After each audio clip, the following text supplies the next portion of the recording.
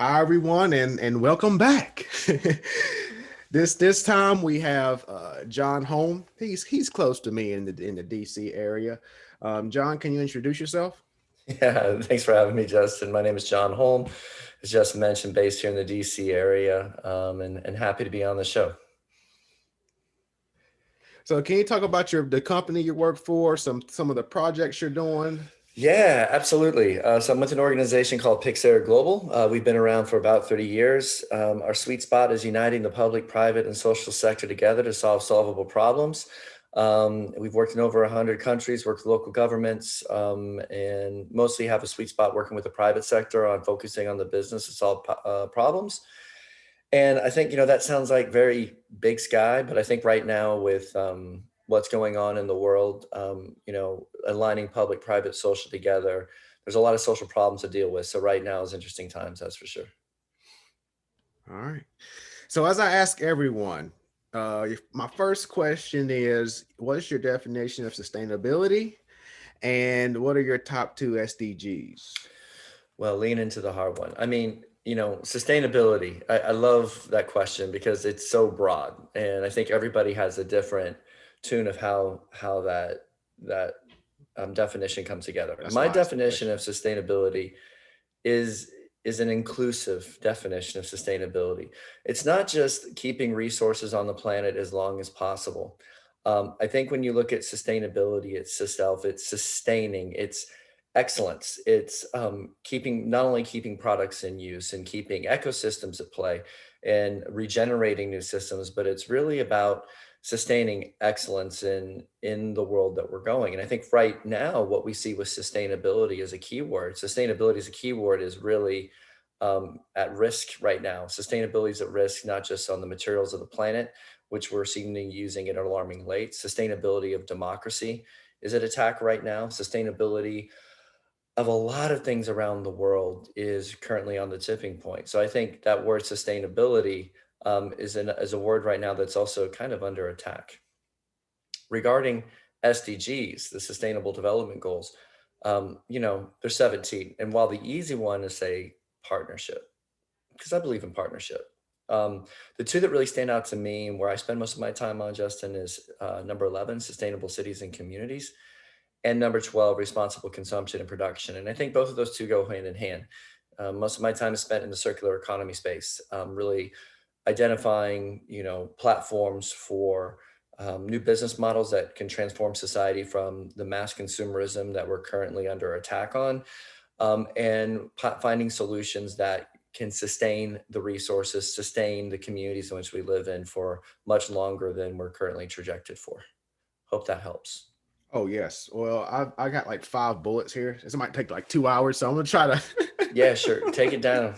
Go line by line. right line by line. So I'm actually writing a book called AI for Good, where we're going to democratize artificial intelligence, and it's more of an iterative process because as I am going through it, there have been some developments where whenever you mention partnership, I say, although the UN it says it's going to take $5 to $7 trillion a year, to meet those sustainability development goals, you just can't throw money at it, right? So whenever you say partnership, yes, we Mhm. need the money, but we also need the government, and we also need individuals, which we refer to as citizen scientists, right? So whenever you say partnership, what do you mean? When we talk about partnership. It's a really good question. First of all, money gets in the way of many things. So let's talk about that money equation. Partnership is not here's some money, now go do some good work. I think one thing that frustrates me the most in the philanthropic sector is this idea of development. I hate the word development. Development assumes that something is bad and it needs to be developed. I think that when you look at, let's say, the continent of Africa, for example, which most people refer to as a country many times, which is maddening.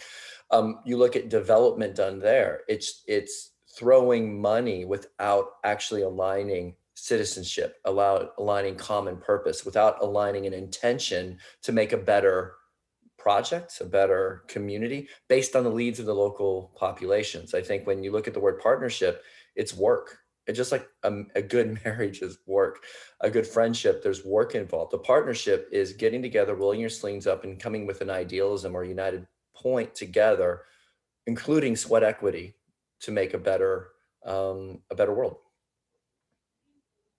Excellent. Appreciate that. Nice and to the point. I like it. I like this conversation. We might get through these. We might get through these questions. Mhm. Uh, so can you go through? Can you come through sustainable cities because no one's really hit on that one yet. Yeah, I mean, I think with regarding sustainable cities, it's an important conversation to have. We know that, and I'm pulling up some facts right here, so just bear with me because I want to make sure I get it right because I think your listeners will appreciate it. I think it's critical just to take a second to reflect on how important cities are to our future. Um, just some facts, and this is from one of our partners, an organization named Metabolic, based in Amsterdam, who are an amazing group of people, really focusing as well on city related issues. One, cities occupy 3% of global land surface. So only 3% of the global land surface today, only 3% is occupied by cities. But cities consume 75% of global resources. So Mm-hmm, mm-hmm, 3% of the global land surface consumes 75% of global resources and produce 60 to 80% of global greenhouse emissions. mm-hmm. So that's the importance of cities. Two, cities are kind of the fabric. And when you look at information specifically, Justin, um, the way the world has moved is that cities are becoming the hubs of everything. It used to be there was a sprawl, rural around the world. What you see now doesn't matter if you're in Kenya or if you're in Delhi or if you're in India or if you're in the United States. Cities are the hubs of information, the hubs of economy, the hubs of the future. And there's a big gap between what cities have and what rural communities have. So I think for us, sustaining cities, but also looking at cities as those beacons of change and leading that change for the rest of the world are really important. Okay, great. So whenever you're referring to responsible consumption, when you're Hmm. referring to circular supply chains, just like sustainability, there's different definitions as well Yeah, with these, right? yeah. So whenever you're talking about circular economies and circular supply chains, what's your definition? Well, I think when you look at the circular economy, there's an illusion, and I think this is where it becomes cultural. One, first of all, the circular economy has been around before the Industrial Revolution. Tribal nation, Native Americans, Mayans, Incans, Peruvians, they all lived on a circular economy. They all shared food. They all worked together for regenerative resources in agriculture. This is not new.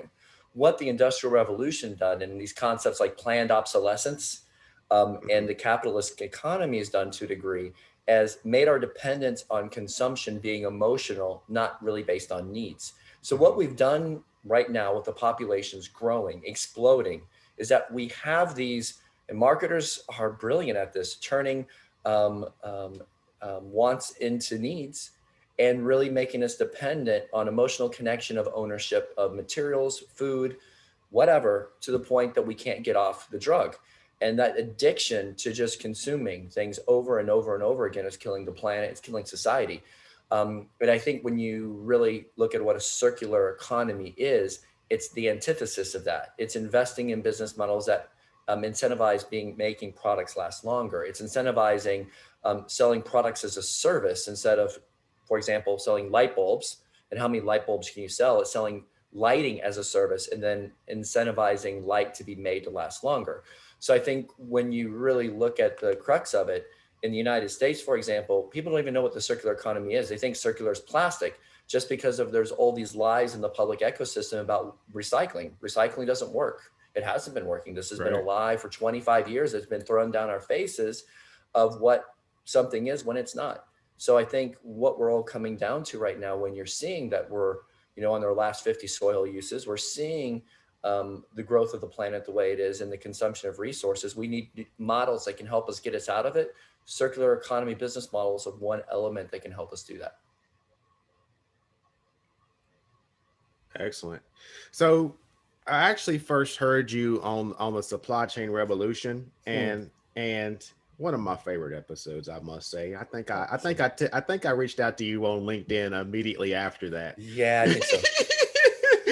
But didn't you mention whenever you're talking about lights that last longer or renting lights or Mhm. It was an airport or something that would, Yeah. is that you?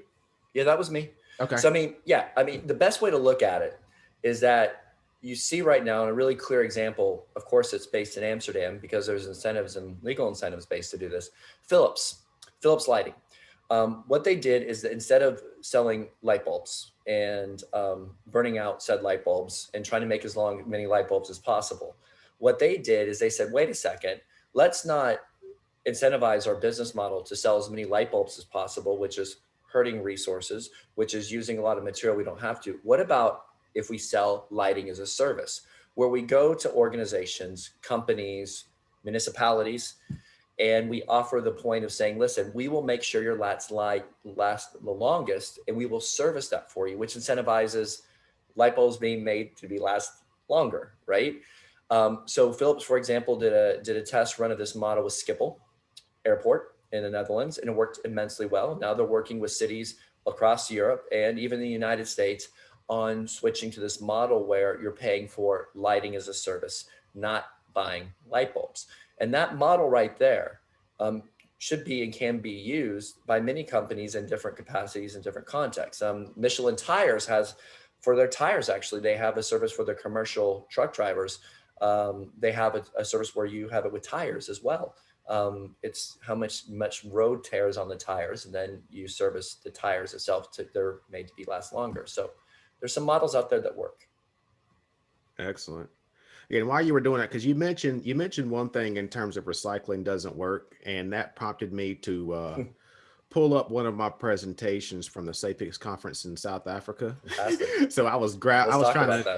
Let's talk about that. I was kind of scraping for that very quickly. So there was one thing that I was talking about when I was talking about blockchain and supply chain management, Yep. and it said only 66% of discarded paper and cardboard are recycled, 27% of glass, and 8% of plastics. But the more glaring statistic was that I think it was Colombia that said in the United States, of the 367 material recycling facilities, only 14% process the clamshells, right? The plastic clamshells. Number 11, fives. yeah. So you give me the numbers. 11% can recycle plastic cups, right? Only 4% can process plastic bags, and then only 1% can process the plastic plates, cutlery, straws, and stirrers, right? Right. And that's if they're actually sorted correctly in the first place. Right. Right. So I think what's really challenging is when you look at this whole illusion of recycling, is that the mechanics have never really been invested in the right way. I mean, let's take a look at it from an ecosystem approach. Cities do not have the money to invest in recycling infrastructure. Why? Because many companies get a free pass of not having to pay taxes. So Hmm. they're left having to foot the bill. They cannot afford to create the infrastructure that's necessary, even if we wanted to start recycling plastic. Two, plastic itself is very hard to recycle because it's not circular by nature. It cannot necessarily easily be recycled. And by the way, plastic can be downcycled. Even if you do recycle it, eventually it has to break down into the ground. The only other way it can be incinerated and burnt. So plastic is really tricky. And I think that's one of the illusions that we've been trying to grapple with around plastic is, yes, it's a wonderful substance where it allows us to have a variety of uses. It's light, it's transportable, but I think it's really an economic conundrum that we're in right now because we don't, one, have the infrastructure for plastic, and two, the cost of new resin, i.e., to make new plastic, is super cheap and probably will be for the foreseeable future because the cost of oil and gas has gone down, way down, and that probably won't change because of the proliferation of renewables. Hmm. So I think when you look at supply chain, one, I think it's really clear. I would differentiate when you look at circular economy into two ways: upstream and downstream. Upstream, designing the very beginning to design out waste from the inception, and then attack consumption, attack the production of as many things as possible at the lowest price point. And Hmm. then two, downstream circular innovations. And that's packaging and that's upcycling. So that's Adidas tennis shoes from ocean plastic, which is great. Patagonia hats made out of ocean nets. Those are necessary. But I think it's really smart if you can look at distinguishing the difference between the two. What we need is both. We need to now start incentivizing the upstream interventions, the Mm-hmm. product as a service models, which I referred to from Light, making products last longer, shared economy, sharing platforms, and then separately build the necessary infrastructure to handle the downstream. And I think Right. if we can do that, we would be on point. But the problem is, and the last thing I'll say, Justin, on this is that the legislation in the United States is anti-circular. You have, and I don't know, I forget how many states, I think it's 12 to 14 states that have you cannot even put anti-plastic legislation up for legislation because it's already been barred from being brought to the floor. Right. Can you expand on that real quick? I got to research that one. Yeah. So essentially what that means is some states like New Jersey or California, Hawaii, they have anti-plastic legislation. They banned single-use plastic, for Okay. example, Yeah. right? So the state, because the federal's not doing anything, the federal has no legislation around this, because many of the lobbyists put it on the consumer to make the change instead of having the producers make the change, is that some states who are very much let me watch my language here, pro-business, normally, let's say, predominantly in red states in the South, have a lot of, and they have legislation blocked in to where you cannot even put a bill on the Senate or legislative floor in those states to say we want single-use plastic. It's not allowed. It's a pre-ban. Mm-hmm. And if you just do research on that, you'll see everything on it. It's fascinating when you get behind the scenes. Conversely, you have the EU, the European Green Deal, which just came into effect now, which is actively putting in incentives for the upstream circular business models, banning single-use plastics this year at the end, and going full tilt the other way. So the question I always have to all business people is like, well, let's talk about green, not sustainability. Let's talk dollars. We're supposed to be the land of innovation here in the United States. And I see over there in the EU, they're putting incentives in place for new business models that are actually dealing with the fact that we don't have any resources anymore. And we're just sitting here holding our hands for plastic. Explain that to me. How Yeah. is that moving us forward economically? Those are the conversations we should be having. That is the green issue and the dollar issues that we're losing the battle on right now. Yeah. Oh, I like how you put that. I really like how you put that. So you mentioned one thing where I'm in the shout out to the Clubhouse, the new app, but I'm in fashion rooms. I mean, look at this face. Right. But I'm in fashion rooms, fashion and tech rooms a lot, and we're talking about a lot of the amazing things that designers are doing. Yeah. But I still think there's an issue in terms of packaging, right? So, like, how do we start the conversation of creating sustainable packaging? Again, I think there's two questions here. I think one, when you look at fashion, you have to look at the incentive of fashion. You look at fast fashion, right? Hmm. So the average time in fast fashion, so Inditex, H&M, anything in the fast fashion wheelhouse, Forever 21, the average time that a product is not worn anymore is 7 times. That's it. Then it's not, it's just disused. Seven Hmm. times. That's it. That's the life cycle. Until incentives are put in place for consumers, right? To not consume and wear clothing that way, keep on designing for the sake of designing over and over again. Hmm. That's the biggest problem we got to solve. I think number two is inventories. Be closer and on spot dealing with your inventory use to where you're being much more critical of how many people are going to buy something. Uniqlo, for example, on their inventories, they're much more spot on at least what they're producing. They're not sitting there trying to make enough and then going to after Christmas, we have to sell everything out, which is what's killing the fashion industry or killing sustainability. Hmm. Now, let's get to the next element, reverse logistics. Let's say Hmm. companies want to get to their circular journey. And let's look at supply chain. Reverse logistics, I don't know why nobody's really talking about this. We're really doing starting to do some really good work with this on the continent in Ghana, and then looking to do something in the continent about developing reverse logistics hubs on the coastal lines, but also in Alaska, up in trying to develop on the coastline there, reverse logistics hubs. And when you look at fashion themselves, H&M dipped their toe in it, right? This whole Hmm. idea of you bring in a good, any good will give you 15% off, right? Their next Hmm. clothing line. So you bring it, like, great. That's a start, but it's a start. And I think what's clearly needed in the fashion space specifically is what is corporate social responsibility initiatives and what are business initiatives. When you look at Apple, for example, Apple are doing some amazing things about their taking their parts of their phones and reusing it again. Hmm. I think they should be lauded as much as they are bad for not allowing right to repair to be so easy. That's a whole different discussion. Right. On their supply chain of their reuse, they're investing heavily into AI, heavily into robotic sorting to be able to take out those rare earth materials that are so hard to get. So I Yeah. think there are some North Stars. In this case, I would give Apple a lot of credit for what they're doing in the tech space around this. The fashion industry, though, I think the question before you get into to packaging, you have to say, what's the incentive of the model? Fast fashion is incentivized specifically by mass consumerism. If you're not going to stop that, you're not going to stop the problem. Because water and cotton and the use of materials to make a freaking shirt, I'm sorry, it's ridiculous. It doesn't make sense. Right. Excellent. Huh. So you mentioned a few countries in Africa, and Mhm. Yes, countries in Africa, not the country Africa, correct.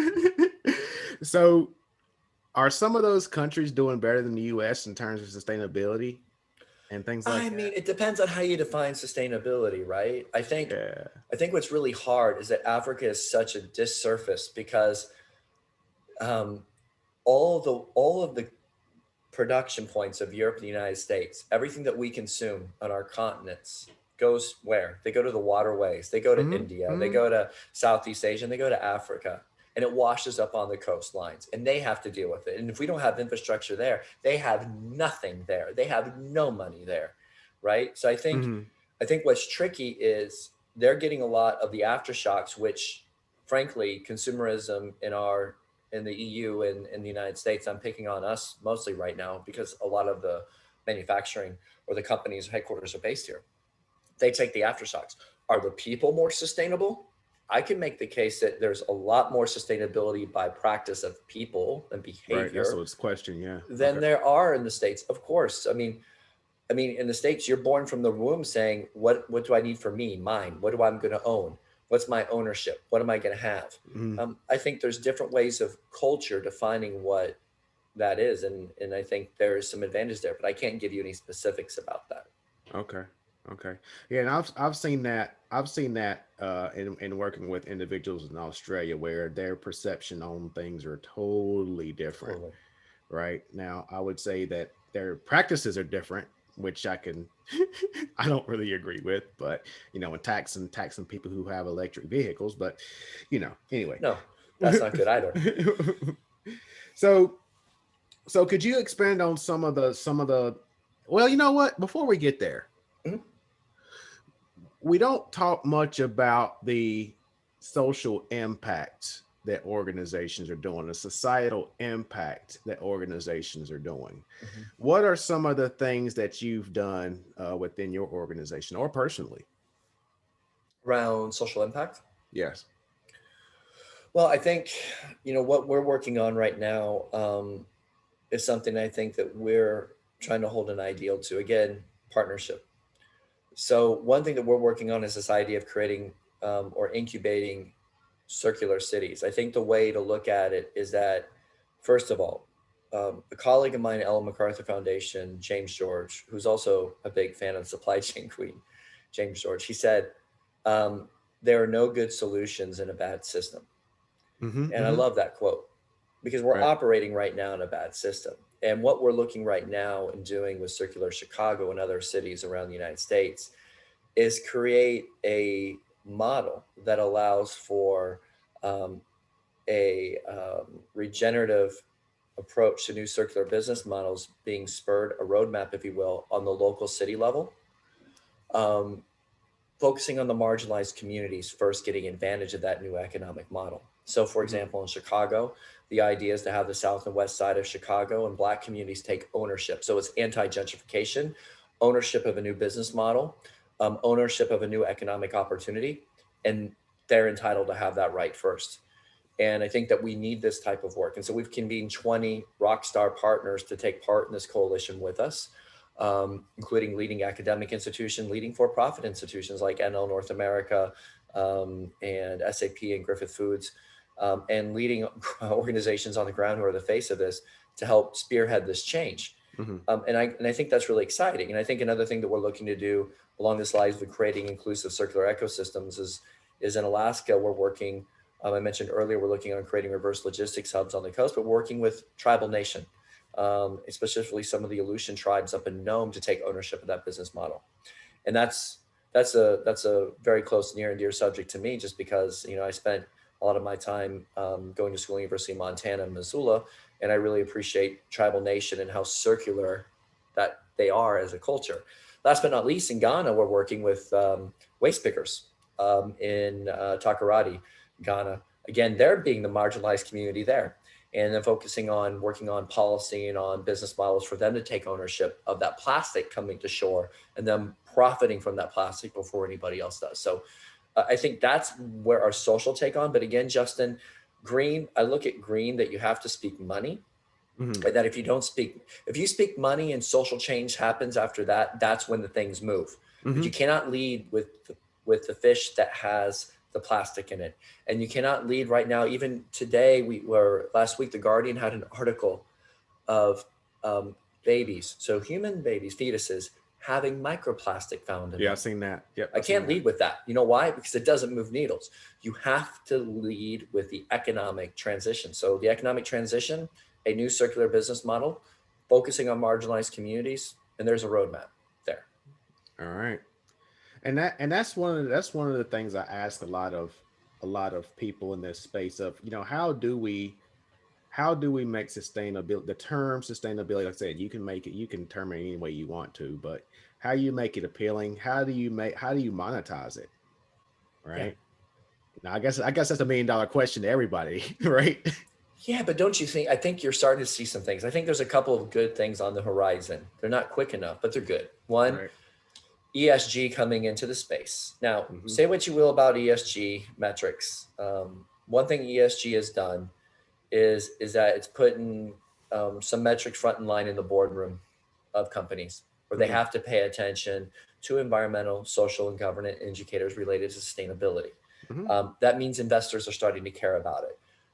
That's kind of good. I mean, it's kind of good now because it moves it into the boardroom.